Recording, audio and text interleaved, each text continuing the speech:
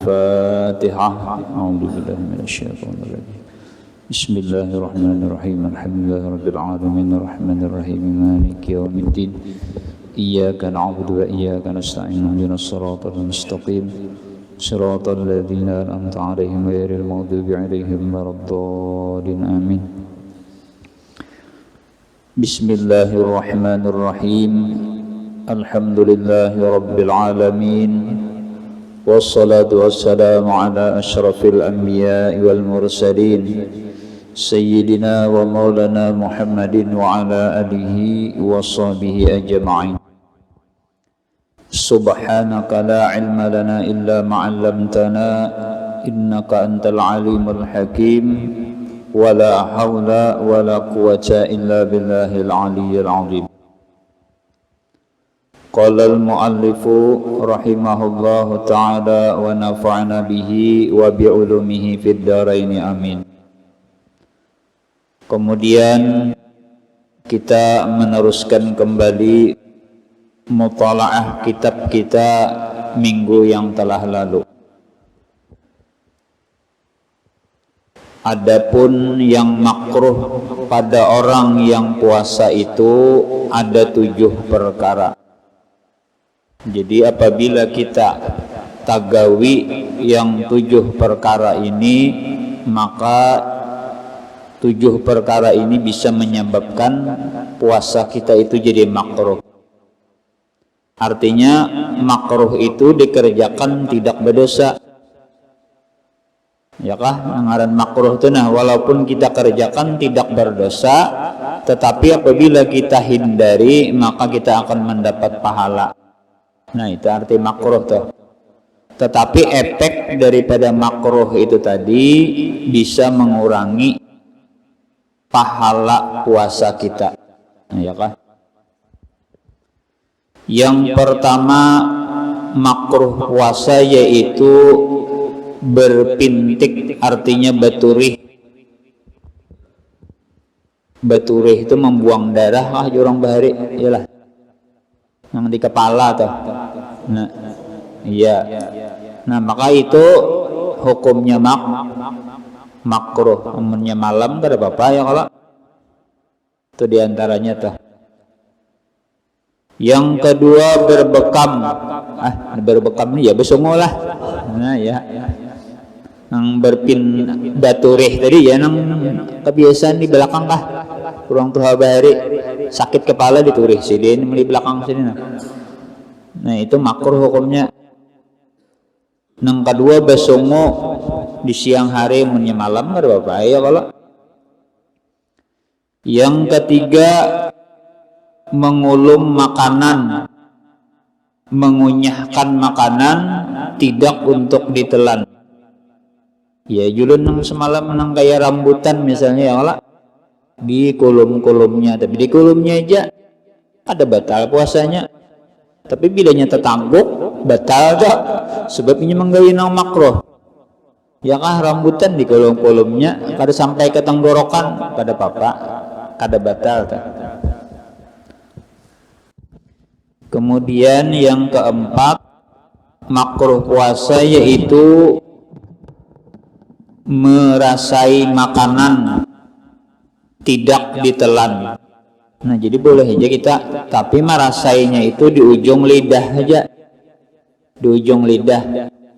Karena kayak orang tukang masak rumah sakit tuh ya kalau itu boleh aja, tapi di ujung lidah aja, kada sampai juga tenggorokan, di ujung lidah.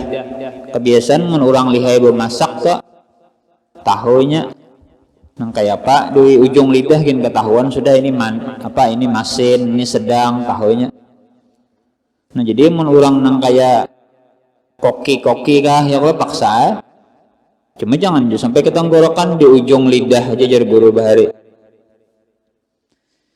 Yang keenam makruh bersungguh-sungguh berkumur-kumur ketika berwudu. Ya kah? Jadi hati-hati juga kita berkumur-kumur kita.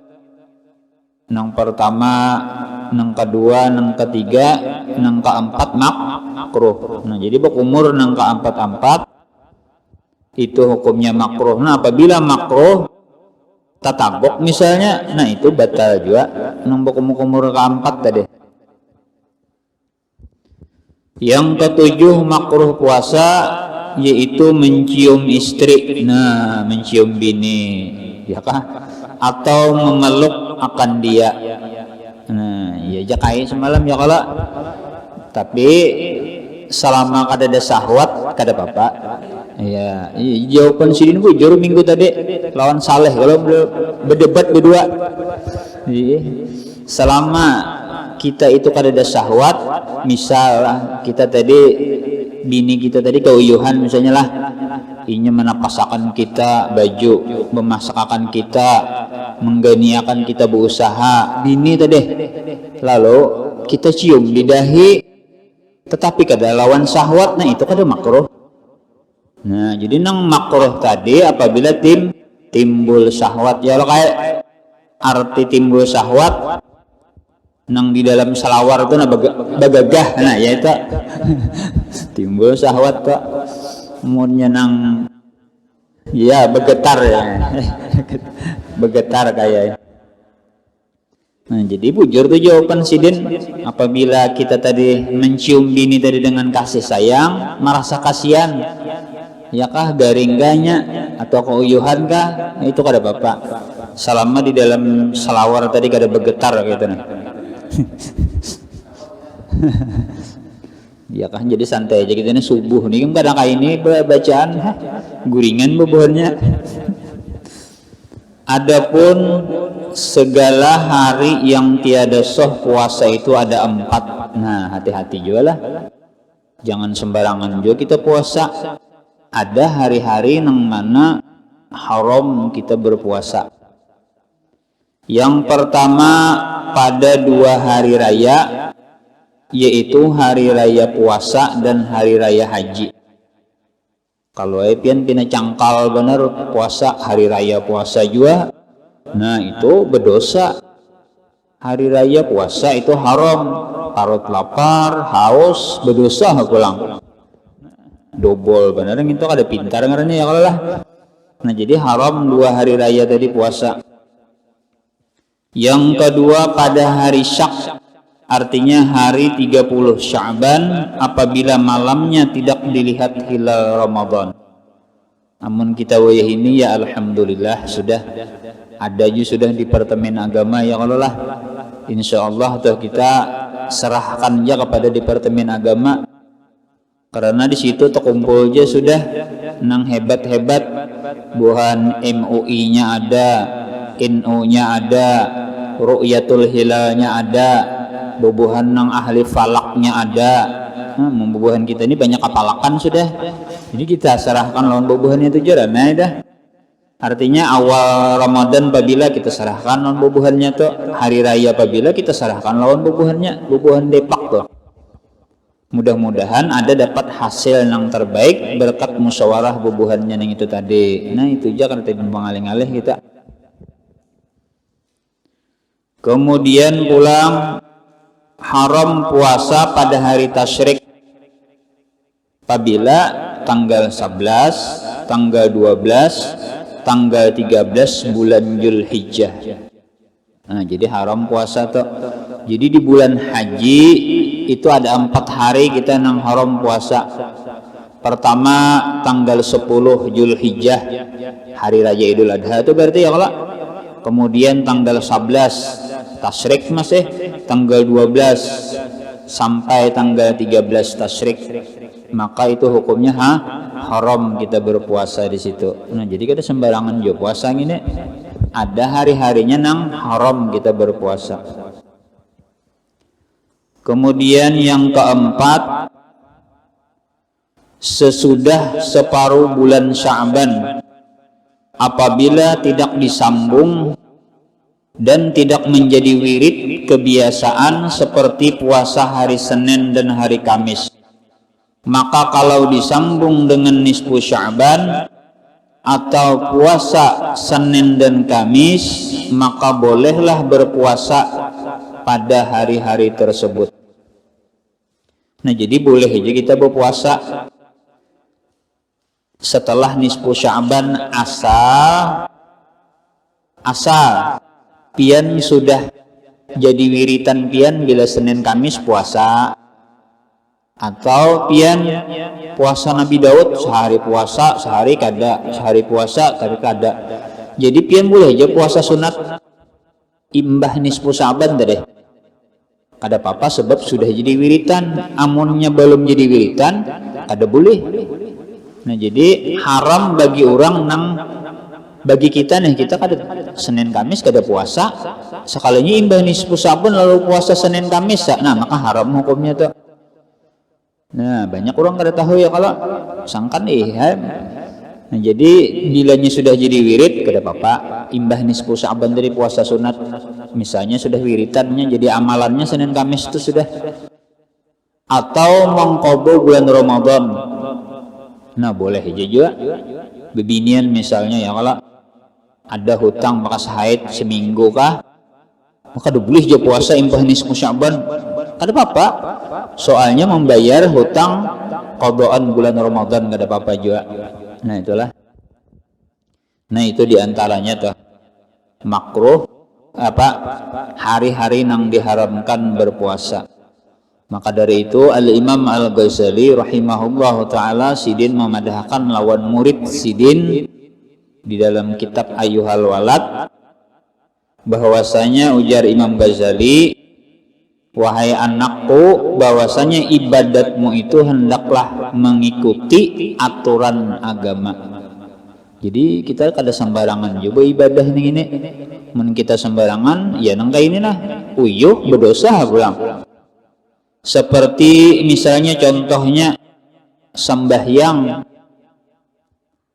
memakai pakaian yang cuntanan, nah berdosa juga ngarannya kita. Mbah pang kayak apa aja punya kada diisi baju, kada diisi selawar, tapi dilanjang pas itu ya, kalau di dalam kamar sorangan misalnya kayak itu tuh hukum tak mencuntan baju orang kada.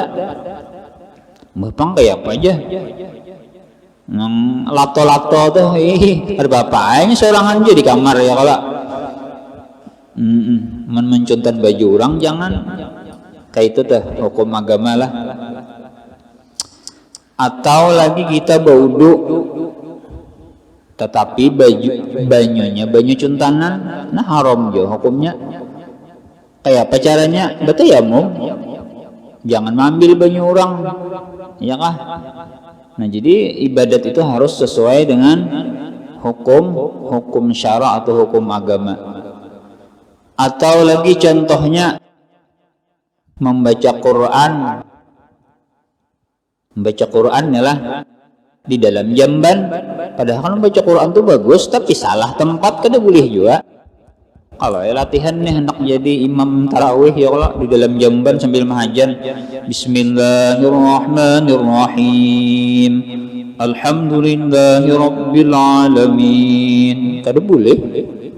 Soalnya di dalam jamban. Atau bermaulidan ya, kalau bersalawat nah, ya Thaibah ya Thaibah, kurangnya di dalam jamban kada boleh juga. Nah itu artinya kita bila hendak beribadah itu harus sesuai dengan hukum agama. Atau lagi misalnya lah orang nang banyak hutang misal.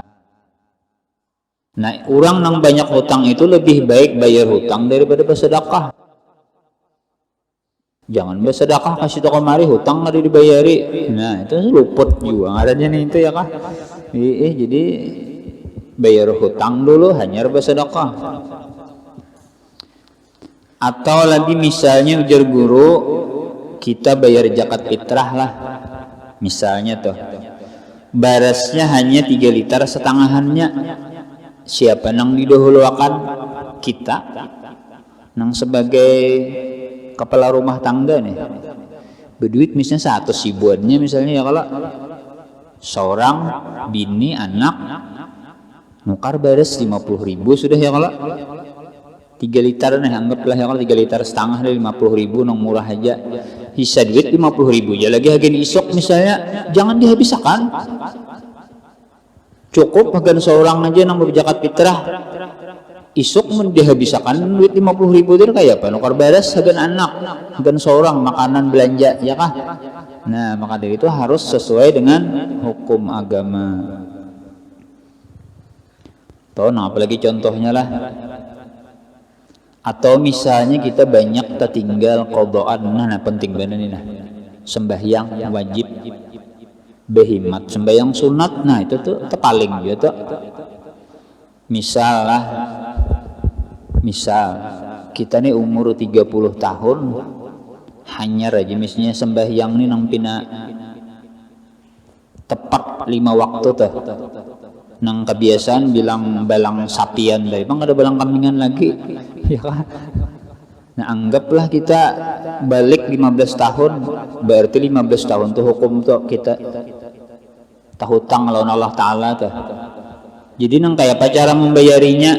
Imbah sembahyang juhur, sembahyang pulang mengkodok sahaja aku tuntung sembahyang juhur, sembahyang kodok. Imbahnya tuh anak sembahyang sunat kira apa lagi?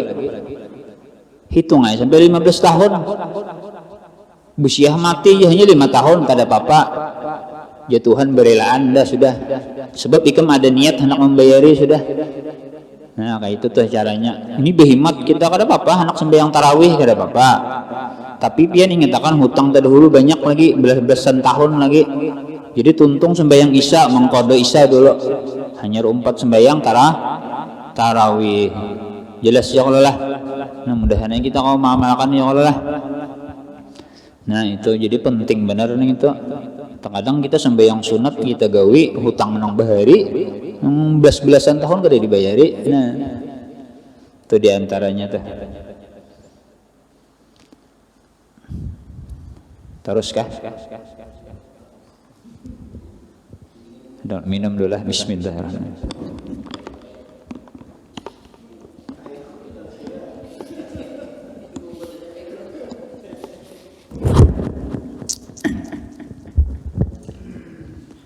Kemudian lagi adapun perkara yang sunat bagi orang yang berpuasa. Satu, menyegerakan berbuka sesudah yakin tenggelam matahari dan sebelum sembahyang maghrib. Nah ini sudah kita jelaskan semalam ya Allah. Artinya bilanya sudah yakin masuk waktu maghrib, berbuka lagi, jangan bakaina-kaina. Insya Allah kena kai Bambang ada juga maghrib di sini. Mencocok akan harga langgar, jadi tahu orang kampung ya kalau. Nah itu penting juga tuh. Soalnya sekira yakin. Nah itu. Adapun kita di sini mau umpati masjid raya ya kalau. Adapun nang wilayah Martapura, Banjarbaru itu mengikuti Masjid Al-Karomah Martapura. Nah perlu juga tuh.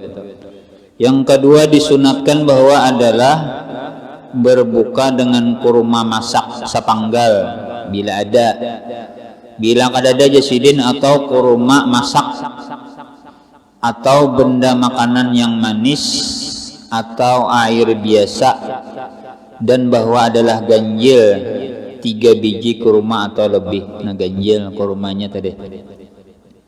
Nah bagus saya itu yang olah pada Ramadan ini nukar kurma dulu sunat kayak itu nah. Ganjil sebiji 3, 5, 7. Yang ada cukup juga 1 kilo sekalian ya Allah. Ganjil bang ya Allah. Nah itu sunat puasa lah. Bukannya bakurma. Yang ketiga berdoa sesudah berbuka dengan doa yang berbunyi. Nah kita kada hafal bang inilah. Nah orang-orang yang mengamalkan ini. Allahumma lakasumtu wa ala rizkika aftartu wa alaika tawakkaltu wa bika amantu zahabal dham'u wabtalaiti uruku wa sabatat al-ajru ya wasi'il fadl ighfirli alhamdulillahilladzi a'anani fasumtu wa razaqani fa'abtartu. Bah kada apa dah kita ini. Ini bubuhan wali-wali jadi enggak. Nah ini nah atau dengan doa nang hendak seperti Allahumma lakasumtu, mana hafal kita nih, wa bika amantu wa ala rizkika aftartu bi rahmatika ya arhamar rahimin. Nah jadi ujar guru bahari cara kita berbuka puasa bujur itu bilanya sampai masuk waktu tuh bismillah dulu. makan kurma, hanyar minum banyu, hanyar bebacaan Allahumma lakasumtu ini. Jangan mbah langsung Allahumma lakasumtu wabika. Nah itu kada Jepang menyalahkan, cuma kurang tepat gitu nah. Ya kah? Kurang tepat. Jadi nang bujurnya itu bilanya masuk waktu, misalnya kayak Bambang ini ya kalau dilanggar nih, bebunyi serena, baca bismillah dulu. Hanyar minum makan kurma, hanyar minum banyu. Karena tulisannya di sini apa? Wa ala rizkika aftartu. Ya Allah, atas rezeki engkau juga ulun berbuka. Berarti rezekinya itu dimakan dulu, hanya berdoa. Ya kah? Jangan terpaling. Atas rezeki engkau juga ulun berbuka, sedangkan kurmanya jadi belum dimakan lagi jatuhannya, banyunya belum diminum lagi. Nah jadi nang bagusnya itu bilanya sampai masuk waktu bismillah dulu, hanyar makan kurma, hanyar minum banyu, hanyar membaca Allahumma lakasumtu wa bika amantu wa ala rizkika aftartu bi rahmatika ya arhamar rahimin. Nang itu tuh. Iya kah? Kemudian lagi yang keempat, makan sahur. Karena sabda Nabi sallallahu alaihi wasallam, tasahuru fa inna fis sahuri barakatan. Bersahurlah kamu karena bahwasanya pada makan sahur ada berkat. Nah, jadi disuruh kita makan sahur. Jangan semalam kada bersahur ya Allah. Karena di dalam sahur itu ada berkah. Dan masuk waktu makan sahur itu sesudah tengah malam. Nah, boleh aja tak. Tapi kalau asa kasungsungan juga jam 12 malam bersahur ya Allah. Cuma boleh aja kayak itu nah. Jam 12 itu sudah boleh. Cuma nang abdalnya setengah jam sebelum imsak. Nah itu nang bagusnya tuh. Jadi kayaknya bilanya hendak begarakan dilanggar sini jangan jam 3 ya kalau lah. Nah kesungsungan bian bujur tak. Wah ini kita pulang ada aja alarm, ada nasi, ada sudah dipemanas, iwak ada di kulkas teh, apalagi nang memanasi aja lagi. Lain orang bahari ya kalau. Ya jam 4 kurang seperempat kah, menana begarakan juga jam 4 kah sedang sekira pas saja tuh. Iya kah. Kemudian yang kelima, menahan lidah daripada kata-kata sia-sia. Nah jadi jangan banyak pandir. Ya banyak ibaratnya. Jadi belum puasa tuh berarti ya kalau sunnah juga kayak itu. Yang keenam, memperbanyak bersedekah dan berbuat baik kepada keluarga dan orang-orang fakir dan miskin. Sunat juga di bulan puasa nang kayak itu. Kemudian yang ke-7, berbimbang dengan ilmu dan membaca Al-Quran dan berzikir dan bersalawat atas Nabi kita Muhammad sallallahu alaihi wasallam. Nah disuruh kita di situ membaca Quran, berzikir dan bersalawat, dan disuruh kita mengurangi sekira jangan banyak pandir. Pian tupang di banyak pandirnya nih. Bulan membaca di sini kayak apa? Kada berpandir. Ya kah? Nah jadi sunat gitu dah. Sebab ada hadis Nabi sallallahu alaihi wasallam, iqra'ul Quran, jar Nabi, bacalah Quran, maka bahwasanya Quran itu pada hari kiamat menjadi syafaat bagi orang yang membacanya. Mudah-mudahan kita dapat hidayah ya Allah. Munnya pian kada bisa baca Quran, qul huwallahu ahad kah, bilanya 10 kali sebut sebuah apa mahliga yang surga. Nah maka dia bisa baca Quran qul huwallahu ahad 10 kali kah. Nah ini juga yang dapat sampaikan, mudah-mudahan ada manfaatnya ya kah.